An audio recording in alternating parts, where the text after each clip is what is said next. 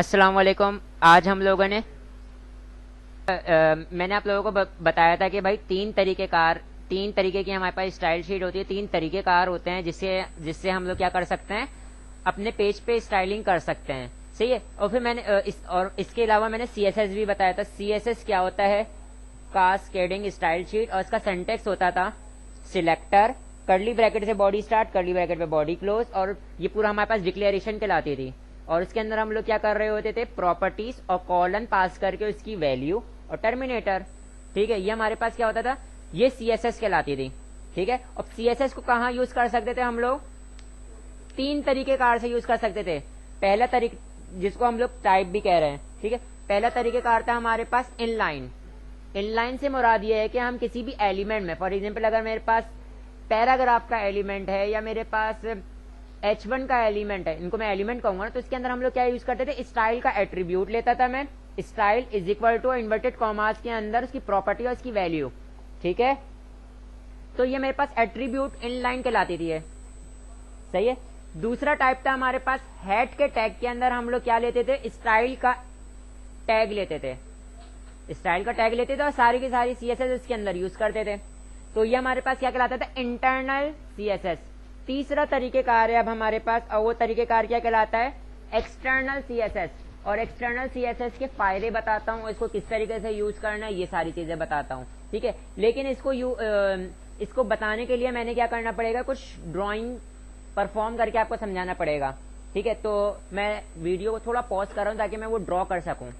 ठीक है, मैंने आप लोगों को एक डायग्राम का बोला था ना, वो डायग्राम मेरे पास ये रही, जो मैंने पॉज किया था वो डायग्राम को ड्रॉ करने के लिए पॉज किया था, ताकि मैं अपनी चीज को अच्छी तरीके से डिलीवर कर पाऊँ। ठीक है, अब देखें इधर एक वेबसाइट में हमारे पास बहुत सारे पेजेस होते हैं, जैसे कि मैंने यहाँ पे बनाया हुआ है 1 2 3 4 5। ठीक है, इस तरीके से बहुत सारे पेजेस होते हैं, मैंने इनको नाम दिया हुआ है, आपको अंडरस्टैंड आराम से हो जाए, होम, अबाउट और कॉन्टैक्ट। ठीक है, अच्छा, इनके ऊपर आप लोगों ने देखे, मैंने यहाँ पे कलरफुल बनाया हुआ है कि देखें इधर, ये मेरे पास ऊपर हेडर है, इन सब का हेडर और नीचे का पेज है। ठीक है, इनको मैंने कॉमन कोई स्टाइलिंग दी हुई है, कॉमन स्टाइलिंग नजर आ रही है, क्योंकि आपको पता है एक वेबसाइट के अंदर कॉमन स्टाइलिंग होती है। अगर फेसबुक को मैं ओपन करूं तो फेसबुक की जैसे ब्लू और व्हाइट का कंट्रास्ट दिया हुआ है पूरी वेबसाइट में, है ऐसा है। ठीक है, एक वेबसाइट के अंदर थीम तो सेम होगी ना सबकी। अगर आप व्हाट्सएप पर देखो तो कंट्रास्ट किसका है, ग्रीन और व्हाइट का कंट्रास्ट है एप्लीकेशन का।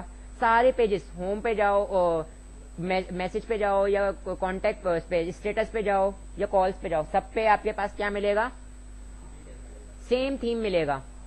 ठीक है, तो इसका मतलब एक वेबसाइट में हमारे पास क्या होता है, कॉमन थीम होती है, कॉमन स्टाइलिंग होती है।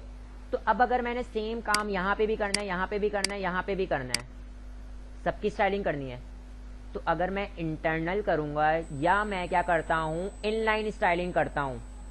सही है, इनलाइन स्टाइलिंग करता हूं तो मेरे पास क्या, देखो इधर क्या होगा कि मैंने इसका पूरा का पूरा कोड कॉपी करके यहाँ पे पेस्ट करना पड़ेगा, कॉपी करके यहाँ पे पेस्ट करना पड़ेगा, ऐसे ही करना पड़ेगा, काम मेरा हो जाएगा, काम मेरा हो जाएगा। लेकिन लेकिन लेकिन लेकिन लेकिन लेकिन ड्रॉबैक, ड्रॉबैक देखिए, अब आपको महसूस हुआ कि यार नहीं, इसका हेडर येलो कलर का नहीं होना चाहिए, बल्कि इसका हेडर किस रंग का होना चाहिए, ब्लू कलर का होना चाहिए। तो आपको हर पेजेस में जाके, अभी तो मेरे पास 3 पेजेस हैं, अगर मेरी एक वेबसाइट में 20 पेजेस होंगे तो आपको 20 पेजेस में विजिट करके हर इंडिविजुअल पेज में जाओगे, इसकी इंटरनल सीएसएस में जाओगे और फिर इसका कलर ब्लू करोगे, फिर इसमें आओगे इसका कलर ब्लू करोगे, फिर इसमें आओगे इसका कलर ब्लू करोगे, ऐसा करना पड़ेगा। सही है।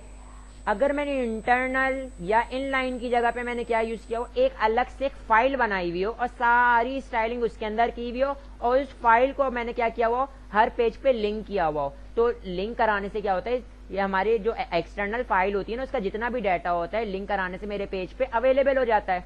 तो सेम कोडिंग यहाँ पे भी अवेलेबल हो जाएगी अगर मैंने लिंक करवा दिया इस फाइल को, और अगर इस फाइल को यहाँ लिंक करा दिया तो यहाँ पे अवेलेबल हो जाएगी, इस फाइल को मैंने यहाँ लिंक करा दिया तो यहाँ पे कोडिंग अवेलेबल हो जाएगी। तो अब देखो कितनी जगह पे चेंजिंग करनी पड़ेगी, ओनली एक फाइल में चेंजिंग करनी पड़ेगी, सारी फाइल में ऑटोमेटिकली क्या हो जाएगी, चेंज हो जाएगी। तो ये फायदा है किसका है, एक्सटर्नल सीएसएस का है। जितने भी प्रोफेशनली हम लोग प्रोफेशनली काम किया जा रहा होता है, वहां पे क्या करते हैं, वो एक्सटर्नल फाइल को मेंटेन करते हैं, उसके अंदर हम लोग क्या कर रहे होते हैं, सीएसएस कर रहे होते हैं प्रोफेशनली। तो अब ये चीज क्लियर है बेटा, फायदा इसका क्लियर है, एडवांटेज। सही, तो इसको अब हम आज एक और नया टैग देखेंगे जिसका नाम क्या है, लिंक। ठीक है, एक्सटर्नल फाइल को जो हम लोग अपने पेज पे अटैच कर रहे होंगे वो किसके थ्रू करेंगे, लिंक के टैग के थ्रू। और लिंक का टैग हमेशा कहां पे यूज होता है, हेड के टैग के अंदर, हेड के टैग के अंदर यूज होता है। ठीक है, तो अब मैं आ जाता हूं अपने VS कोड के ऊपर और अपना जो है कोड है उसको ओपन कर लेते हैं।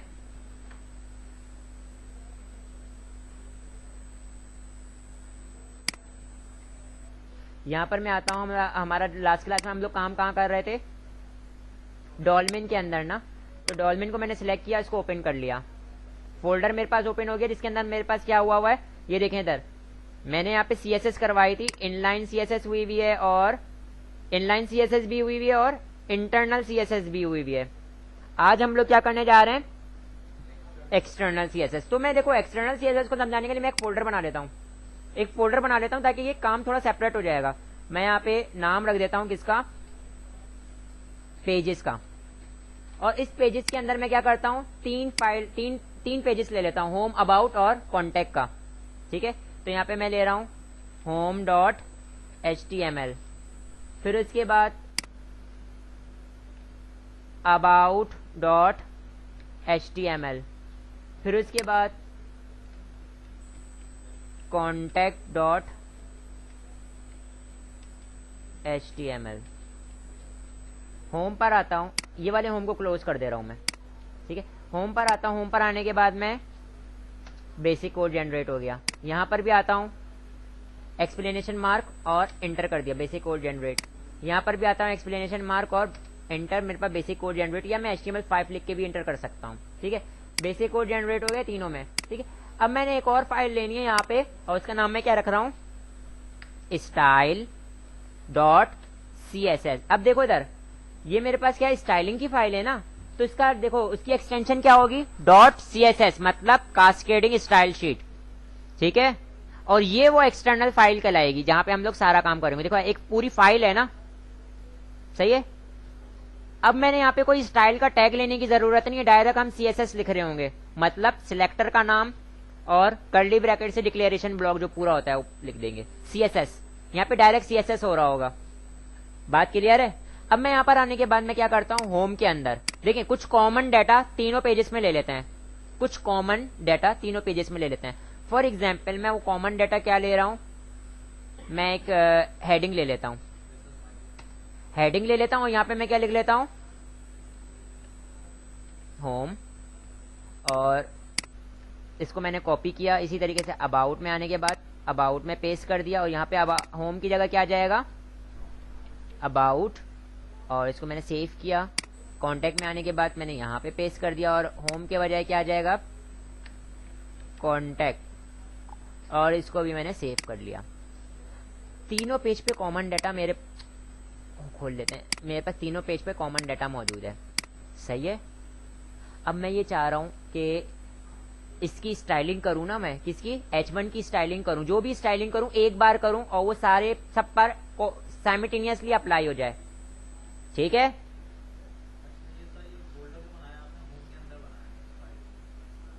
फोल्डर जो बनाया है कहां पे, वो मैंने अपने डॉल्मेन वाले के अंदर बनाया ना, डॉल्मेन के अंदर तो डायरेक्ट पेज है, फाइल है, ये फाइल है, ये होम फाइल है और ये फोल्डर है पेजेस। ये देखो पेजेस नाम का फोल्डर है, उसके अंदर मजीद फाइल्स मौजूद हैं। ठीक है, तो ये CSS की फाइल है। ठीक है, एक्सटर्नल स्टाइल शीट है ये, इसको हम देखो एक्सटर्नल स्टाइल शीट कहेंगे।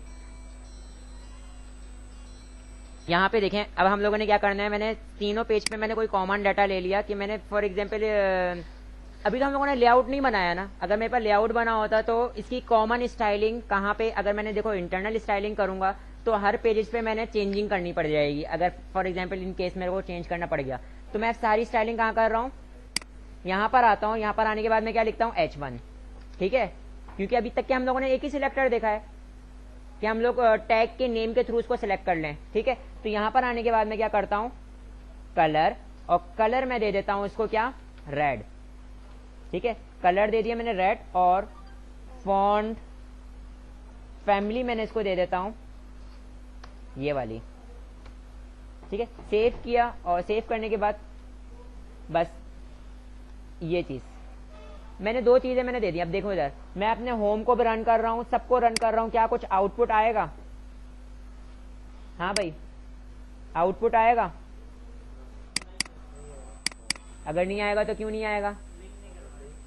क्या लिंक नहीं करा हुआ है? लेकिन आउटपुट आएगा, मैं तो कह रहा हूं जो इसके अंदर लिखा हुआ था वो तो नजर आएगा ना मुझे। ठीक है, तो तीनों पेजेस को मैंने यहाँ पे ओपन कर लिया। लिंक नहीं है इसलिए मैंने तीनों को ओपन करना पड़ा था। मैंने लिंक कराया था href वाला, तो मैं क्लिक करके तीनों पेजेस पे जा रहा होता। ठीक है, तो अब मैं यहाँ पर आता हूँ अपने VS कोड पे, और यहाँ पर आने के बाद इस स्टाइल शीट को हर पेजेस पे लिंक कराना पड़ेगा। तो लिंक कहाँ कराया जाता है? ये हेड के टैग में मैं सिर्फ और सिर्फ लिंक लिखूंगा और एंटर कर दूंगा। या यहाँ से CSS को भी सिलेक्ट कर सकते हैं। तो मेरे पास क्या आ गया? एक लिंक का टैग आ गया।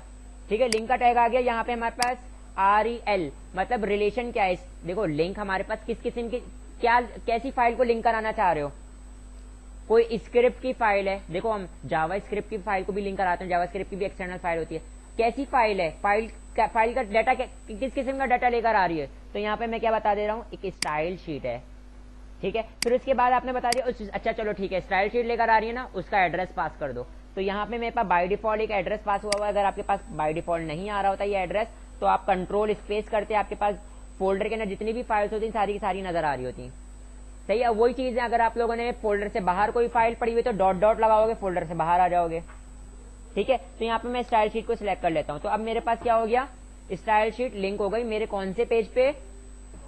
होम के। तो यहाँ पर मैं आता हूँ और होम के पेज को रन करता हूँ। देखें स्टाइल अप्लाई हो गया, स्टाइल अप्लाई हो गया। लेकिन अभी किस पे अप्लाई नहीं हुआ? अबाउट पे अप्लाई नहीं हुआ और कॉन्टेक्ट पे अप्लाई नहीं हुआ। तो इस लिंक को मैं कहाँ रखूंगा? होम के अंदर, हेड के टैग के अंदर भी पेस्ट कर दूंगा, सेव कर लूंगा। इसी तरीके कॉन्टेक्ट में भी आया और यहाँ पे भी पेस्ट किया, सेव कर लिया। अब मैं आता हूँ ब्राउजर पर और इसके पेज को भी रिफ्रेश करता हूँ। तो देख सकते हैं आप लोग, इसके पेज को भी मैंने रिफ्रेश किया, तो ये देख सकते हैं आप लोग। ठीक है, तीनों पेजेस पे कॉमन स्टाइल अप्लाई हो गया। ठीक है, यहां पर मैं आता हूं, इन केस मुझे किसी ने बोला भाई ओ भाई क्या कर रहे हो, रेड को ही ना रखना है यहाँ पे, इसका ब्लू रखना है। तो मैं बोलता हूँ अच्छा जी सर मैं ब्लू कर देता हूँ। अगर मेरे पास 20 पेज होते तो 20 पेजेस पे अलग अलग जाके करना पड़ता। मैं बस अब स्टाइल शीट में जाऊंगा, कलर, और अब आप देखें सर जी देख लो जरा, सारे पेजेस पे एक साथ अप्लाई हो गया। एक्सटर्नल स्टाइल शीट हो गई है। इस बात का ख्याल रखिएगा जब इसको सेव करिएगा ना, तो .css कास्केडिंग स्टाइल शीट के। अब यहां पर आपको स्टाइल का टैग यूज करने की जरूरत नहीं है, डायरेक्ट आप यहां पे CSS लिख रहे होगे। क्या चीज? यहां पे मैंने लिंक का एक टैग लिया है, बेसिक टैग लिखवाए थे, उसमें एक मैंने लिंक का टैग लिखवाया था। बेसिक टैग लिखवाए थे ना, 7 तरीके के हमारे पास बेसिक टैग होते हैं, उसमें एक लिंक का टैग था। लिंक का टैग क्या कर रहा था? एक्सटर्नल फाइल्स को आपके पेज पे अटैच करता है, उसके जितना भी कोडिंग है उसको आपके पेज पे अवेलेबल कर देता है। तो आपके पेज पे अवेलेबल हो रही है उसकी कोडिंग, और कैसे हो रही है? पहले आपने उसको अपने पेज से लिंक करवा दिया, href का एट्रीब्यूट यूज करोगे यहाँ पे, सही है, और REL रिलेशन बताओगे, स्टाइल शीट है, और वो अटैच हो जाएगी। यहां तक क्लियर है? अगर ये ऑटो नहीं देगा तो खुद से तो पता होना। और ये देखो कैसा टैग है, ये एक अदर स्टैंड अलोन टैग है, ये पेयर टैग नहीं है। ये याद रखना, ये क्या है मेरे पास? स्टैंड अलोन टैग है। लिंक का टैग हमारे पास क्या है? स्टैंड अलोन टैग है, इसको क्लोजिंग की नीड नहीं है। अब हम लोगों ने एक्सटर्नल स्टाइल शीट देख ली, इसका मतलब हमने तीनों टाइप की स्टाइल शीट्स देख ली हैं, सही है। अब मैं आप लोगों को इनकी प्रायोरिटीज बता देता हूं। क्या बता देता हूं? अगर किसी एलिमेंट में तीनों चीजें यूज हुई हैं, फॉर एग्जाम्पल एक पैराग्राफ का टैग है, उसके अंदर मेरे पास इंटरनल स्टाइल, इनलाइन स्टाइलिंग भी हुई है, उसकी इंटरनल स्टाइलिंग भी हुई है, एक्सटर्नल स्टाइलिंग भी हुई है, तो कौन सी रन करेगी? किसकी प्रायोरिटी सबसे ज्यादा है? इनलाइन की। इनलाइन के बाद इंटरनल की, इंटरनल के बाद एक्सटर्नल की। तो तीनों को मैं प्रूफ भी कर देता हूं। मैं यहां पर आता हूं, प्रायोरिटीज बता रहा हूं, ठीक है। तो ये देख लो, मैं फॉर एग्जांपल यहाँ पे एक पैराग्राफ लेता हूं, यहाँ पे मैं क्या लिख देता हूं,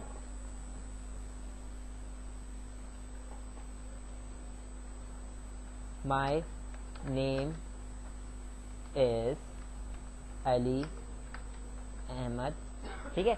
my name is Ali Ahmed एक पैराग्राफ है, मैं इसकी इनलाइन स्टाइलिंग कर रहा हूं। तो इनलाइन स्टाइलिंग में मैं क्या करूंगा, स्टाइल का एट्रीब्यूट लिया और यहां पे मैंने इसको क्या कर दिया, मैंने इसको कलर क्या कर दिया, इसका रेड कर दिया, ठीक है।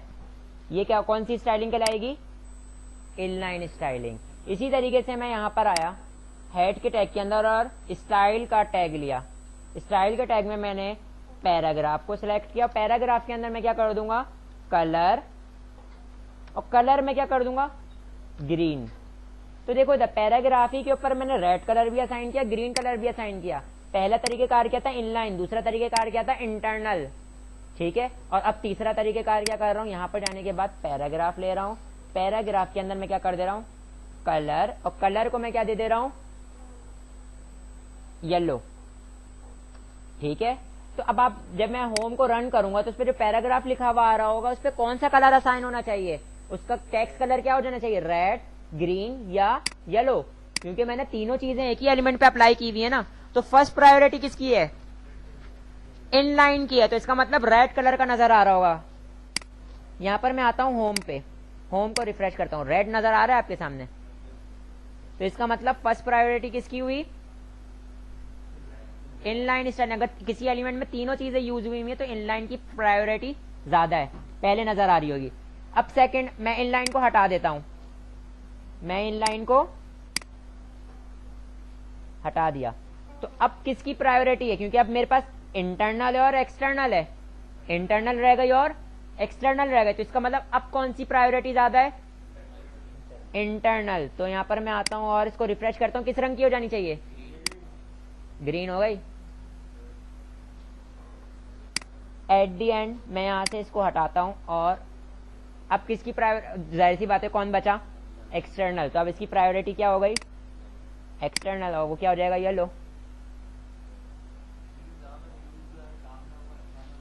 देखिए अगर मैंने कोई थीम वाला काम कर रहा हूं तो एक्सटर्नल, और कोई ऐसा काम है जो सिर्फ मेरे ही पेज पे, एक ही पेज पे परफॉर्म करना है, तो मैं इंटरनल भी कर सकता हूँ, इनलाइन भी कर सकता हूँ।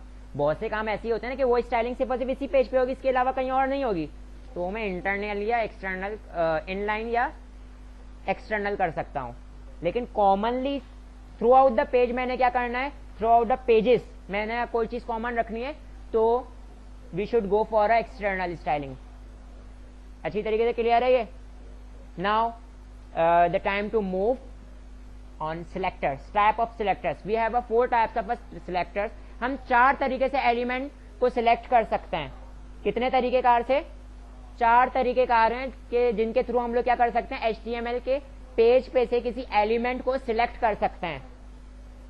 सही है। अभी उनमें से एक तरीकेकार हम लोगों ने अब तक के यूज करते आए हैं, जैसे कि फॉर एग्जांपल जो एलिमेंट का नाम है उसके नाम से हम उसको सिलेक्ट कर ले रहे हैं, ये तरीकेकार यूज कर रहे हैं ना, इसको क्या कहते हैं ये भी बताता हूं, ठीक है। तो मैं यहाँ पर क्या करता हूँ, यहाँ पर आ जाता हूँ। यहाँ पर आने के बाद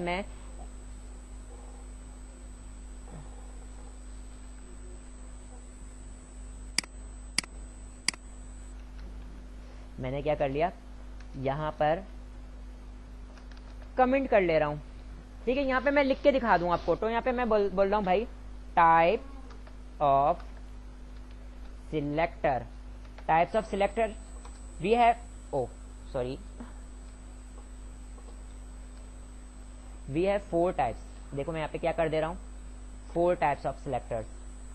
नंबर 1 मेरे पास क्या कहलाता है, नंबर 1 सिलेक्टर, और वो हमारे पास क्या होता है, टाइप सिलेक्टर, नाम है इसका टाइप सिलेक्टर। टाइप सिलेक्टर से मतलब क्या है, टाइप सिलेक्टर का मतलब क्या है,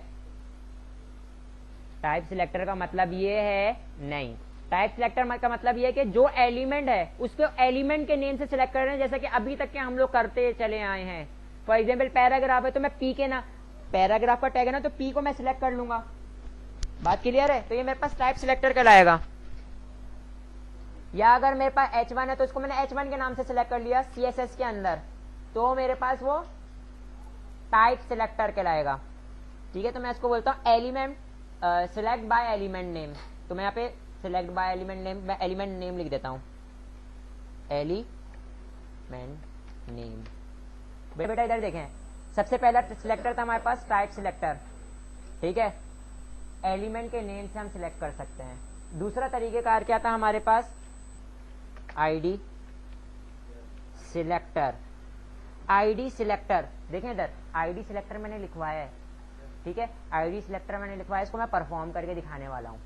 लेकिन अभी मैंने यहाँ पे लिखा है कि आईडी के थ्रू भी हम सिलेक्ट कर सकते हैं। अब आईडी क्या होती है बताता हूं, आईडी क्या होती है ये मैं बताऊंगा, इसको कैसे सिलेक्ट कर रहे होते हैं उसको बताऊंगा। तीसरा है हमारे पास क्या, क्लास सिलेक्टर, और चौथा है हमारे पास यूनिवर्सल सिलेक्टर, यूनिवर्सल सिलेक्टर। तो ये 4 तरीके के हमारे पास सिलेक्टर होते हैं। ठीक है, पहला आप लोग जानते हो, दूसरा नहीं जानते, तीसरा नहीं जानते और चौथा नहीं जानते।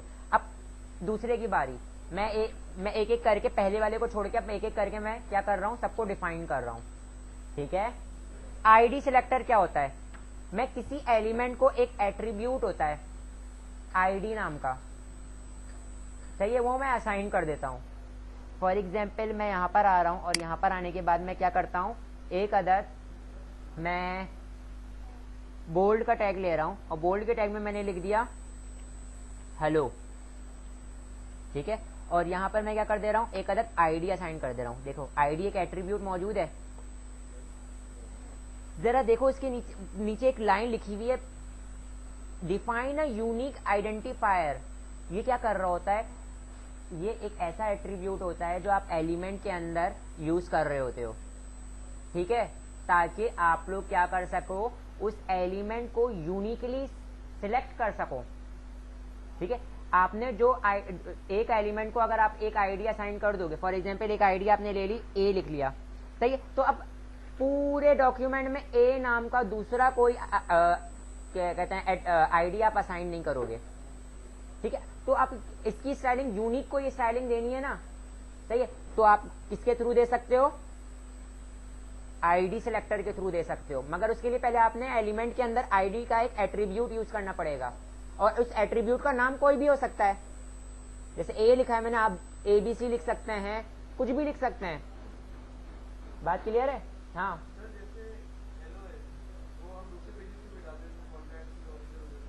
मैं कॉमन पेज की बात कर रहा हूँ, एक पेज की बात कर रहा हूँ। ठीक, अभी मैं एक पेज की बात कर रहा हूँ, सुनो। फॉर एग्जाम्पल आपको पता है भाई, मैंने एक बटन लगाया हुआ है, उसकी मैंने स्टाइलिंग करनी है, और उस जैसी स्टाइलिंग मेरे पास पूरे पेज पे कहीं पे भी नहीं करना चाह रहा मैं, तो मैं उसको एक आईडी असाइन कर दूंगा यूनिकली, ताकि मैं उसकी क्या कर सकूं, स्टाइलिंग कर सकूं। देखो अगर मेरे पास मैं बटन लिखता, मैं डायरेक्ट टाइप सिलेक्टर से सिलेक्ट करता बटन और उसकी जो स्टाइलिंग करनी थी कर देता, तो मेरे पेज पे 12 बटन और हैं, सारे के सारे बटनों पे कॉमन स्टाइलिंग अप्लाई हो जाती। अब मैं क्या कर सकता हूं, मैं उनका काम जाता।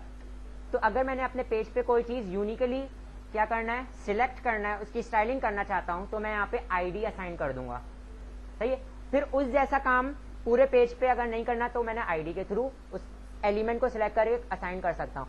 अब अगर मैंने ये बोल्ड का जो टैग लिया हुआ है ना, बी का टैग लिया हुआ है, अब अगर मेरे पेज पे 20 बोल्ड के टैग होते, सही है, और अगर मैं टाइप सिलेक्टर के थ्रू मैं क्या करता हूँ, उनकी स्टाइलिंग कर रहा होता, तो 20 कोई 20 पे क्या हो जाता, एक साथ वो कॉमन स्टाइलिंग अप्लाई हो जाता, सही है, ऐसा है। और मैं सिर्फ और सिर्फ एक बोल्ड के टैग के ऊपर अप्लाई करना चाह रहा हूँ, जिसपे मैं चाहता हूँ, तो मैं अगर उसके ऊपर सिर्फ स्टाइलिंग अप्लाई करना चाह रहा हूँ इस पर्टिकुलर पैराग्राफ पर, तो मैंने आईडी का एट्रीब्यूट देना पड़ेगा। आईडी टाइप, अब देखो मैंने आईडी पास कर दिया ना, तो अब मैं आईडी को स्टाइल शीट में सिलेक्ट कैसे करूंगा। देखो पैराग्राफ को मैं किसके थ्रू सिलेक्ट कर रहा था, पी के थ्रू, जो टाइप सिलेक्टर में हम उनके एलिमेंट के नेम से सिलेक्ट कर ले रहे थे। अब आईडी वाली चीज को जिसको मैंने, जिस एलिमेंट को मैंने आईडी असाइन किया, तो आईडी को अगर मैंने स्टाइल शीट में पहले सिलेक्ट करूंगा तो उसके ऊपर कोई स्टाइलिंग कर पाऊंगा ना। तो आईडी को कैसे सिलेक्ट करेंगे, हैश से, किससे, हैश के एट्रीब्यूट से। मैं यहाँ पे हैश लिखूंगा, ये हैश आपको मिलेगा, शिफ्ट को प्रेस करके आप क्या प्रेस कर दोगे 3, तो आपके पास हैश आ जाएगा, हैश और जो भी आईडी का नाम है। फॉर एग्जाम्पल ए लिखा था तो ए लिख दोगे आप, तो इसका मतलब आपके पास क्या सिलेक्ट हो जाएगा, वो आपके एलिमेंट आपके पूरे पेज में जहां कहीं पे भी ए नाम की आईडी मौजूद है ना, वो सिलेक्ट होकर आ जाएगी। फिर आपने उसकी जो भी स्टाइलिंग करनी है वो स्टाइलिंग कर दो। तो मैं यहां पर आता हूं, कहां पर, स्टाइल शीट में, क्योंकि मैंने अपने पास इस स्टाइल शीट को क्या किया हुआ है, इनरोल किया, वो लिंक किया हुआ है। तो मैं यहां पर आता हूं, यहां पर आने के बाद मैं क्या करता हूं, हैश ए, कर्ली ब्रैकेट से बॉडी स्टार्ट, कर्ली ब्रैकेट पे बॉडी क्लोज, और यहां पर आने के बाद मैं क्या करता हूं, मैं यहाँ पे उसका कलर, फिलहाल मैंने इससे ज्यादा प्रॉपर्टी आप लोगों को नहीं बताई, इसलिए मैं इन्हीं से गुजारा कर रहा हूं, सिर्फ चीजों को डिलीवर करने के लिए। कलर, और कलर को मैं क्या कर दे रहा हूं, ग्रीन। तो अब इसका मतलब आपके पेज पे जहां कहीं पे भी बोल्ड का टैग मौजूद है, देखें यहाँ पे मैं क्या करता हूं, बोल्ड के बहुत सारे टैग ले लेता हूं, BR लाइन ब्रेक, और यहाँ पे पेस्ट, और यहाँ से आईडी हटा देता हूं, ठीक है। और इसको मैं क्या करता हूं, यहाँ पे BR, और इसको पूरा का पूरा कॉपी करता हूं, पेस्ट पेस्ट पेस्ट पेस्ट। अब आप लोग देख सकते हैं कि हमारे पास बोल्ड के बहुत सारे टैग मौजूद थे, लेकिन सिर्फ और सिर्फ मैंने किसकी स्टाइलिंग करनी है, जिसको मैंने आईडी असाइन की है ए, ठीक है, तो मैंने उसकी स्टाइलिंग कर दी है। मैं यहाँ पर आता हूँ ब्राउजर पर और होम वाले को रिफ्रेश करता हूँ, तो देखें किसकी स्टाइलिंग हो गई, उसी की स्टाइलिंग हो गई जिसकी आईडी क्या थी, ए थी, सही है। हाँ, अगर मैं यहाँ पे क्या करता, इधर देखें, अगर मैं बोलता हूँ सर आईडी का मुझे नहीं समझ में आ रहा कैसे, तो मैं बोलता हूँ कि भाई अच्छा एक काम ये करो कि इसको ए को हटा के जरा बी कर लो, सही है। मैंने तो सिर्फ और सिर्फ पहले वाले की वो करनी थी ना स्टाइलिंग, मतलब उसको ग्रीन करना था। अब अगर आपने बोल्ड सिलेक्ट कर लिया, बी सिलेक्ट कर लिया, इसका मतलब क्या हुआ कि आपके पेजेस पे जितने भी बोल्ड बी मौजूद है उन सब का कलर क्या हो जाएगा, एक ही लाठी से मैंने हाँक दिया सबको, क्या बोल दिया अच्छा, तो कहने का मेरे, अच्छा देखिए बेटा, तो ये बात क्लियर है। तो मैंने बोल्ड के टैग को मैंने बी सिलेक्ट कर लिया था। अब अगर मैंने यूनिकली क्या करना है, किसी पर्टिकुलर का असाइन करना है, तो मैं हैश ए, सही है। और हैश लगाना सिंटैक्स का हिस्सा है, अगर मैं हैश नहीं लगाऊंगा तो इसका मतलब ये एंकर के टैग के तौर पे बिहेव कर रहा है, या अगर कुछ और लिखा होगा तो वो सिलेक्ट नहीं करेगा। देखें इधर मैं यहाँ पर आता हूँ, अपने पेज को रिफ्रेश करता हूँ, सब अप्लाई हुआ क्या, ए। हैश लगाना लाजमी है अगर आईडी का सिलेक्ट करना चाह रहे हो तो। ये चीज क्लियर है बेटा? अच्छा, अगर आईडी क्लियर है तो अब मैं आ जाता हूं क्लास सिलेक्टर की तरफ। क्लास सिलेक्टर नजर आ रहा है? क्लास सिलेक्टर फॉर एग्जाम्पल आप लोगों ने शॉपिंग कार्ट देखे होंगे। शॉपिंग कार्ट के अंदर दराज डॉट पीके में आप लोगों ने वो कार्ड, छोटे छोटे जो भी प्रोडक्ट होती है, प्रोडक्ट के छोटे छोटे बॉक्सेस बने हुए देखे होंगे। उन सब के साइजेस एक जैसे होते हैं? एक जैसे होते हैं? अच्छा, वो हमारे पास क्या कहलाते हैं, वो एक अदद कंटेनर होता है। मतलब मैं अभी आपको बता रहा हूँ उसका, अभी हम आगे जिसको डिटेल से देखेंगे उस टैग को कहते क्या है, डिफ कहते हैं, DIV, डिवीजन मतलब कंटेनर। तो इसका मतलब देखें इधर, ये हमारे पास अगर 15 बॉक्स कंटेनर यूज हुए हैं तो 15 कंटेनर के साइजेस एक जैसे नजर आ रहे होंगे आप लोगों को, ठीक है। लेकिन कंटेनर तो ओवरऑल भी वो कंटेनर है जिसके अंदर पूरी की पूरी वेबसाइट रखी हुई है, और वो भी कंटेनर है जहाँ पे साइड बार है, वो भी कंटेनर है इसमें हेडर है, वो भी कंटेनर है इसमें नेव बार है, वो भी कंटेनर है जिसके अंदर आपके पास एड्स चल रहे हैं, वो भी कंटेनर है इसमें आपके पास फुटर होगा। वेबसाइट की बात कर रहा हूँ ना। तो सिर्फ और सिर्फ सबका साइज एक जैसा हो जाना चाहिए था, क्योंकि मैं अगर डिफ सिलेक्ट करता उसको हाइड और विद और मतलब कि असाइन करता उसको साइजिंग करता, तो जितने भी कंटेनर थे सबका साइज एक जैसे हो जाने चाहिए थे ना। लेकिन पर्टिकुलर डिफ मतलब एक ग्रुप ऑफ डिफ की जो है वो सिर्फ साइज एक जैसा हुआ, सबका साइज एक जैसा नहीं हुआ। समझ में आई? एक से ज्यादा चीजों को एक जैसा स्टाइल अप्लाई करना चाह रहा हूं, लेकिन सबको नहीं। मेरी बात समझ में आ रही है? एक से ज्यादा चीजों को कॉमन स्टाइल अप्लाई करना चाह रहे हो लेकिन सबको नहीं, तो हम क्लास को यूज करेंगे। समझ में आई? ये जो मैंने एग्जांपल दी थी, देखें इधर, कंटेनर तो वो भी है लेकिन उसका भी साइज वही इतना ही हो जाता, सही है। तो मैंने यहां पे क्या किया कि मैंने ग्रुप ऑफ एलिमेंट्स को अगर मैं कॉमन स्टाइल अप्लाई करना चाह रहा हूं, सही है, तो मैं क्लास को यूज करूंगा, सही है। तो मैं एक काम ये करता हूं कि मैंने बहुत सारे बोल्ड के टैग लिए, मैं ना बहुत सारे बोल्ड के टैग लिए, मैं इनमें से जो है ना आधे जितने भी बोल्ड के टैग है ना जिसको मैं अपना कॉमन स्टाइल अप्लाई करना चाह रहा हूं, वहां पे मैं क्लास को यूज कर लेता हूं। ये चीज क्लियर हो गई ना? कॉन्सेप्ट क्लियर है? देखो मेरी बात सुन लें, अगर मैं अभी एक पेज पे कर रहा हूं ना, तो अगर मैंने एक आईडी इस पेज पे जनरेट कर ली है, सही, तो अब अगर आपके 5 पेजेस हैं और 5 पेजेस की CSS फाइल एक ही है, तो इसका मतलब ओवरऑल 5 के 5 पेजेस में ये आईडी नहीं यूज हो सकती, क्योंकि इनकी कॉमन स्टाइलिंग एक ही जगह से हो रही है ना, सही है। जब एक ही जगह से आप स्टाइलिंग कर रहे हो तो फ्लक्चुएशन आ जाएगी, मतलब कि समझ में आ रही है? ठीक है, दूसरी आईडी का नाम दूसरा कर दो, एक ही जगह एक ही, सिर्फ मैंने तो ए लिखा है, अपना नाम आप कुछ भी लिख सकते हो जो आप याद रख सको, सही है, बात क्लियर है? ठीक है, तो मैं यहां पर आता हूं। अब ग्रुप ऑफ एलिमेंट्स को कॉमन स्टाइलिंग अप्लाई करने के लिए हम लोग क्या यूज करते हैं? क्लास, ठीक है। तो मैं यहां से आईडी वाली चीज को यहां से क्या कर दे रहा हूं? हटा दे रहा हूं। मैं क्या कर दे रहा हूं? आईडी वाली चीज को हटा दे रहा हूं।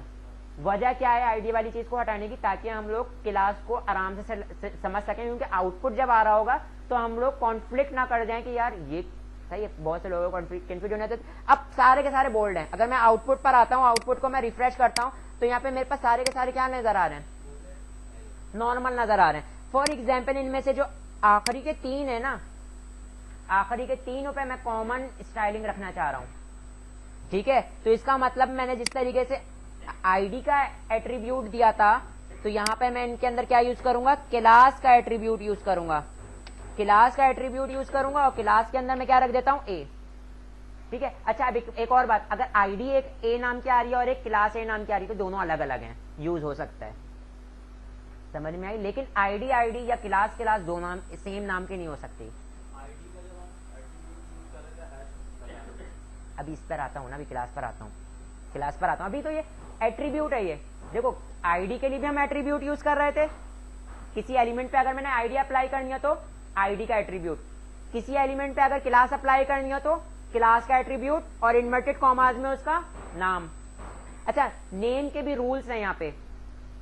उनमें से एक कॉमन रूल मैं ये बता देता हूं कि कोई नंबर से स्टार्ट नहीं हो सकती आईडी, अल्फाबेट से स्टार्ट हो सकती है, मिडिल में नंबर आ सकते हैं कोई, और अंडरस्कोर से स्टार्ट हो सकती है, अंडरस्कोर से स्टार्ट हो सकती है, किसी और स्पेशल कैरेक्टर से स्टार्ट नहीं हो सकती, जैसे डॉट, क्वेश्चन मार्क, ठीक है। आईडी हो गई या सेलेक्ट डिव हो गई, ये किसी, हाँ ये रख सकते हैं, आखिरी में आ सकता है, मिडिल में आ सकता है नंबर, नॉर्मल फोल्डर वाली कहानी है। फोल्डर का भी हम लोग क्या कर रहे होते हैं कि ज्यादातर क्या कर रहे होते हैं कि उसको अल्फाबेट से स्टार्ट कर रहे होते हैं, ठीक है। अच्छा, मैं यहाँ पे आईडी असाइन कर दिया। अच्छा, कॉमन आईडी देखें इधर, सेम स्टाइलिंग यहाँ पे चाह रहा हूं तो यहाँ पे भी सेम स्टाइलिंग रख दूंगा, कॉमन आईडी। देखो, जहां जहां पे ए नाम की आईडी मौजूद है, क्लास मौजूद है, वहां पे कॉमन स्टाइलिंग अप्लाई हो जाएगी। और यहां पर मैं आता हूं, स्टाइलिंग में आता हूं, और जिसका नाम ए है और वो क्या है, गलत क्लास है, तो क्लास को सिलेक्ट करने के लिए क्या यूज करते हैं? डॉट। क्लास सिलेक्टर को जब सिलेक्ट करूंगा CSS के अंदर, डॉट के नाम से यूज करूंगा, डॉट ए, कर्ली ब्रैकेट से बॉडी स्टार्ट, कर्ली ब्रैकेट पे बॉडी क्लोज, और यहां पर ए के साथ में क्या आ जाएगा? कलर आ जाएगा। कलर को मैं क्या रख देता हूं? रेड, ठीक है। तो अब देखें इधर, जहां जहां पे देखें इधर, शायद मैंने एक छोटी सी बात मेरे मुंह से निकल गई होगी गलती से, मैंने एक बात बोली थी कि आईडी एक बार अगर यूज हो गई किसी एलिमेंट में सेम नेम की, तो वो दोबारा रिपीट नहीं करेंगे। लेकिन अगर क्लास तो मल्टीपल जगह यूज हो सकती है ना, मैंने यही बताया, ग्रुप ऑफ एलिमेंट पे एक जैसी इस्तेमाल हो सकती है, तो ए मल्टीपल टाइम यूज हो सकता है, लेकिन उसकी स्टाइलिंग तो एक ही बार करेंगे, सही। डॉट करके ए सिलेक्ट किया ना, तो एक ही बार स्टाइलिंग अप्लाई कर देंगे। हाँ, एक ही बार कॉल करेंगे, उसकी एक ही स्टाइलिंग करेंगे। अब देखो दोबारा मैं यहाँ पे डॉट ए करके इसकी स्टाइलिंग नहीं कर सकता ना, समझ में आई।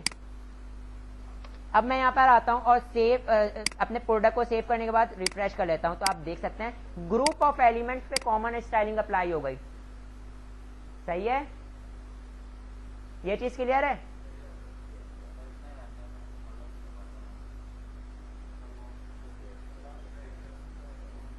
चलिए ठीक है।